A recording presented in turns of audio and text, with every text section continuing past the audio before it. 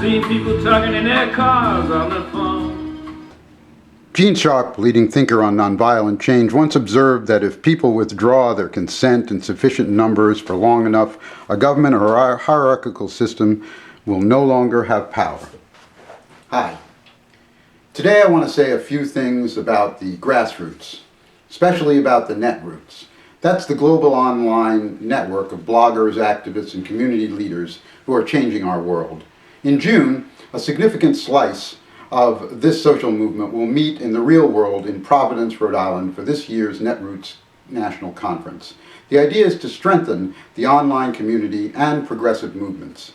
I'm hoping to attend if I can win a scholarship, but that's another matter. What I'd like to talk about is one of the questions they asked on the application. It was near the end, right after one about bumper sticker ideas. Mine was, the empire ends here. The next question asked about a new online campaign idea. Here is mine: to mobilize across conventional cultural and political lines around a progressive libertarian agenda. What do I mean? Wait a second. A new cultural revolution is possible. You can feel it growing within the many sovereignty, occupation, resistance, and nullification campaigns underway across the country. Diverse as they are, most rest on a common proposition that states, communities, and sovereign people create the government, and they also have the right to challenge it, to question the constitutionality of federal laws, and if necessary, refuse to enforce or obey them. This may sound radical, but it's also a conservative sentiment. In the months ahead, Vermont may adopt a variation on this very theme if the Vermont Yankee nuclear plant doesn't close. The unifying principle is this: in the face of oppression, however you define it, withdrawing consent can make all the difference. When people refuse to cooperate, when they withhold their help and maintain their position, they eventually deny their opponent the support that oppressive systems need. You know, some discount the recent anti-government rebellions as a reactionary ploy, but there are also authentic grassroots crusades against federal and state abuse of power, campaigns to decriminalize marijuana, for example, or bring National Guard units home from wars overseas.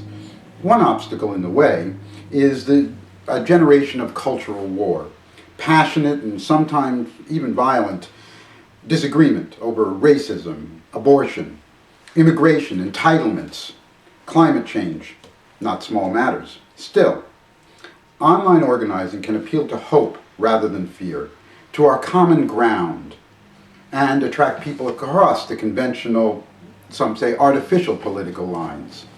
Don't libertarians and progressives both believe that the size and reach of the U.S. military should be cut? Don't liberals and conservatives think that civil liberties are being eroded by executive orders and legislative overreach? They also agree, I think sometimes more than people are willing to admit, about the greed and dysfunction of big institutions, and about the need for some transparency, accountability, and oversight. Think about it. An online, multi-issue alliance could be even more powerful, moving from the virtual to the grassroots, bringing people together across the usual ideological barriers around galvanizing issues. And what issues? How about bringing the troops home, deep cuts in the military, roll back repressive legislation, put financial transparency first, and end corporate welfare? It could start with a straightforward call that effectively conveys a liberation agenda. You can criticize this, call it incomplete, say it doesn't go far enough, fair enough. But doesn't it move us, at least a little, in a new direction? I think so. Toward freedom, disengagement, and the end of empire. With enough discipline and enough goodwill, maybe it can even bridge the divisions that keep the vast majority among us fighting among ourselves and challenge conventional left-right thinking. So there it is. And even if you don't agree with everything I've just said, just think about it.